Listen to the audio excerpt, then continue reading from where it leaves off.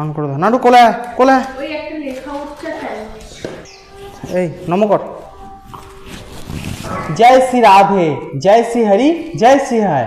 আজ আমি আপনাদেরকে এই কামোদা একাদশী কবে পড়েছে, এইবার কিন্তু দুবার পড়েছে, এক হচ্ছে 8 তারিখ আর এক হচ্ছে 9 তারিখ।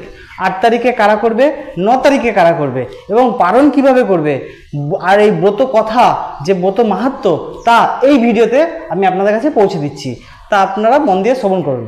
শুনুন, প্রথমে বলছি এই যে চৈত্র মাসের এই শুক্লপক্ষের একাদশী যাকে কামোদা একাদশী বলা হয়, এই একাদশী 8 তারিখে কারা করবেন শুনুন। 8 তারিখ মঙ্গলবার দিল্লি, গুজরাট, মুম্বাই, কেরালা, বৃন্দাবন, পুনে, মহারাষ্ট্র, চেন্নাই, তামিলনাড়ু, রাজস্থান, মধ্যপ্রদেশ, হায়দ্রাবাদ, গোয়া, ব্যাঙ্গালোর, কর্ণাটক, তেলেঙ্গানা, জম্মু কাশ্মীর আর শ্রীলঙ্কা, এই কটা রাজ্য আপনারা 8ই এপ্রিল মঙ্গলবার দিন একাদশী ব্রত করবেন। আর 9ই এপ্রিল, আমি সব ভারতের কথা বলছি, ভারত আর বাংলাদেশের কথা বলছি। আর 9ই এপ্রিল কারা করবেন, 9ই এপ্রিল করবেন পশ্চিমবঙ্গবাসীরা, মণিপুর, ত্রিপুরা, অসম, মিজোরাম, উড়িষ্যা, বাংলাদেশ, আগরতলা, শিলং, নাগাল্যান্ড, অরুণাচল প্রদেশ, সিকিম, বিহার, ছত্তিশগড়, ঝাড়খণ্ড, ভুবনেশ্বর, অন্ধ্রপ্রদেশ আর উত্তরপ্রদেশ। এরা আপনারা 9ই এপ্রিল বুধবার দিন করবেন একাদশী। যারা 8ই এপ্রিল মঙ্গলবার দিন একাদশী ব্রত পালন করছেন তারা পালন করবেন বুধবার দিন 9ই এপ্রিল 9:35। আর যারা 9ই এপ্রিল ব্রত পালন করছে অর্থাৎ বুধবার দিন ব্রত পালন করছেন তারা পালন করবেন বৃহস্পতিবার দিন 10ই এপ্রিল 9:35-এর মধ্যে। এবার আমি বলছি এই যে 8ই এপ্রিল 9ই এপ্রিল কেন এরকম পার্থক্যটা হঠাৎ এইবার একাদশীতে কেন হলো? কারণ এইবার একাদশীতে না পক্ষবর্ধিনী দ্বাদশী পড়েছে। এই পক্ষবর্ধিনী দ্বাদশী হচ্ছে প্রত্যেকটা একাদশীর পরেই হয় অমাবস্যা আসবে না পূর্ণিমা আসবে। তো এইবার এই একাদশীর পরে আপনাদের পূর্ণিমা পড়েছে, কিন্তু এই পূর্ণিমা যখন সারা দিন রাত পূর্ণিমা হয় তো তার পরের দিন কি হয়, প্রতিপদ পড়ে, কিন্তু এইবার তার পরের দিন অর্থাৎ প্রতিপদের দিনও পূর্ণিমা থেকে গেছে, যার জন্য এটা মহাবর্ধিনী দ্বাদশী যুক্ত হয়ে রয়েছে। আর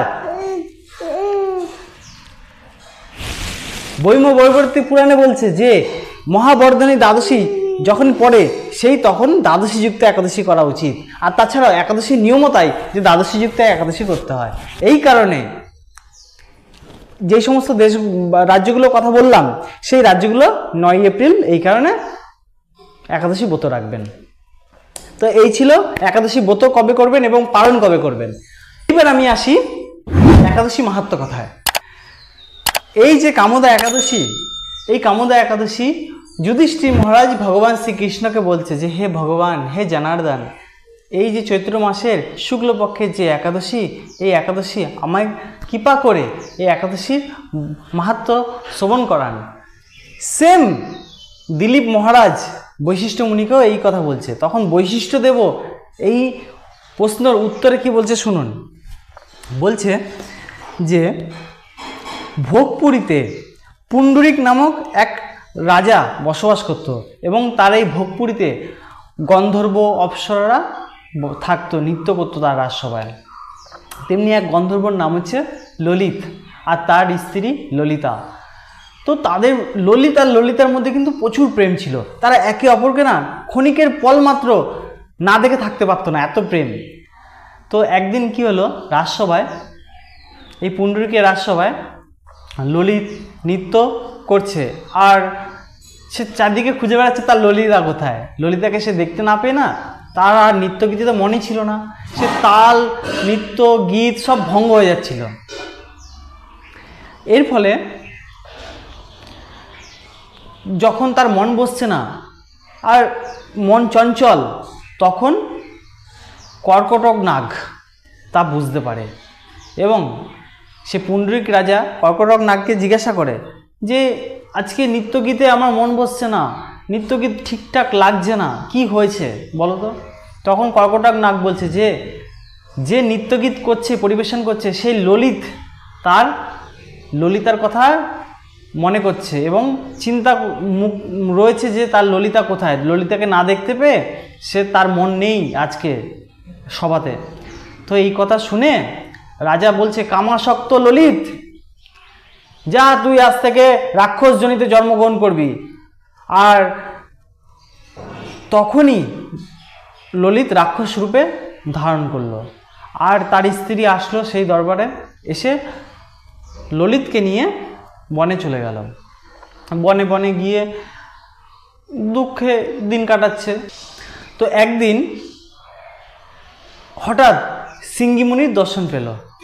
দেখুন, এমনি এমনি বলে সাধুসঙ্গ করতে বা ভক্তদের চরণ যুগলে বন্দনা করতে, তাদের চরণ যুগল ধরে থাকতে কেন বলে, এখান থেকে বুঝতে পারবেন। যত আপনারা সাধুসঙ্গ থাকবেন, সাধুসঙ্গ মানে কি? তাদের পাঠ শ্রবণ করা, ভক্তরা কি পথে যাচ্ছে সেই পথ অবলম্বন করা, সাধুদের মতবাদ শ্রবণ করে তা কাজে লাগানো, সেটাকেই বলে সাধুসঙ্গ। তো এইবার দেখুন এখানে সাধুসঙ্গের লাভ কি। সিঙ্গিমুনির দর্শন পেয়েছে, তো সিঙ্গিমুনিকে তখন তাদের কথা জানাচ্ছে যে, হে মুনিরাজ, আমার স্বামী এরকম অভিশাপে আজ এরকম রাক্ষস রূপ হয়েছে। তো আমি কোন উপায়ে, কি উপায় আছে এই রাক্ষস জনি থেকে উদ্ধার পাবো, আমার উপায় বলে দিন। তখন সিঙ্গিমুনি বলছে, সামনে আসছে চৈত্র মাসে শুক্লপক্ষের যে একাদশী, সেই একাদশীকে কামদা একাদশী বলা হয়। সেই একাদশীতে যদি তুমি ব্রত করে সেই ব্রতের ফল তোমার স্বামীকে অর্পণ করো, তাহলে তোমার স্বামী পুনরায় আবার গন্ধর্বগণে ফিরে যেতে পারবে। এখান থেকে আরেকটা কথা বলে রাখি, যাদের পিতামাতা মারা যায়, তারাও যদি একাদশী করে, তার পিতামাতার উদ্দেশ্যে একাদশী করে পিতামাতাকে সেই ফল প্রদান করে, তাহলে কিন্তু তার পিতামাতা যদি কোনো অধম জনিতে থাকে, সে কিন্তু সেখান থেকে উদ্ধার হয়ে যায়। এই শাস্ত্রে তা বলছে কিন্তু, কারণ ভগবান যা লীলা করে তা আমাদের দেখিয়ে, আমাদের শেখানোর জন্য করে, আমাদের দেখিয়ে দিচ্ছে যে এইভাবে তোমরা করো, তা কিন্তু হবে। এইখানে একাদশীও তাই। এই যে আজকে ললিতের জন্য করে একাদশী ব্রত করে ললিতকে উদ্ধার করেছে, তা জনসাধারণকে দেখিয়ে দিয়ে যাচ্ছে যে তোমরাও এইভাবে করে তোমাদের কুলকে, বংশকে রক্ষা করতে পারবে।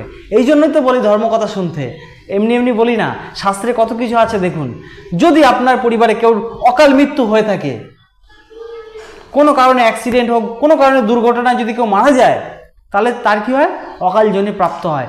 সেই আত্মা কিন্তু চারিদিকে ঘুরে বেড়ায়, তার মুক্তি লাভ হয় না। তার জন্য উপায় দেখুন, শাস্ত্রের কথা কি বলছে, এই একাদশী আপনি করুন। আপনি একাদশী করে যেদিন পালন করবেন, সেই পালন করার দিন হাতে জল নিয়ে সংকল্প করে তার উদ্দেশ্যে দিয়ে দেবেন তাকে, আর ভগবানকে জানাবেন যে এই একাদশী ব্রত আমি যত এই ব্রত করে যা পুণ্যার্জন করেছি, যা ফল পেয়েছি, তা আমি ওনাকে দিলাম।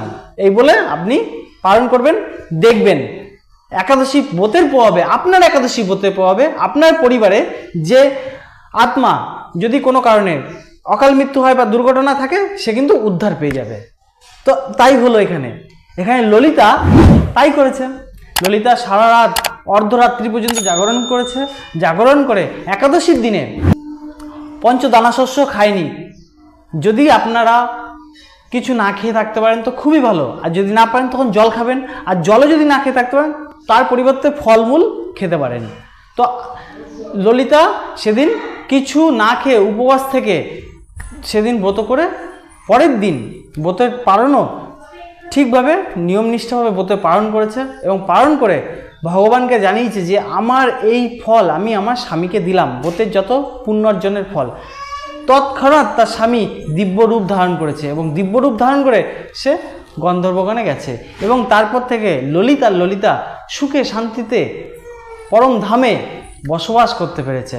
আর এই যে কথা আজকে যে আপনাদের কাছে জানাচ্ছি, এই কথা যে শুনবে তার বাজপেয় যজ্ঞে ফল লাভ হবে, শাস্ত্রের কথা। তো এই ছিল আজকের কামদা একাদশী ব্রত কথা। এই ভিডিওতে কামদা একাদশী ব্রত কথা, কামদা একাদশী কবে এবং কিভাবে পালন করবেন, কবে পালন, সমস্ত কিছু বর্ণনা রয়েছে। আপনাদের যদি এই ভিডিওটি ভালো লাগে তবে ভিডিওটিতে একটি লাইক আর সাবস্ক্রাইব করে রাখবেন। তো আপনি সুস্থ থাকুন এবং পরিবারকে সুস্থ রাখুন। জয় শ্রী রাধে। हरे कृष्ण कृष्ण कृष्ण हरे हरे, हरे राम राम राम हरे हरे। जय श्री राधे।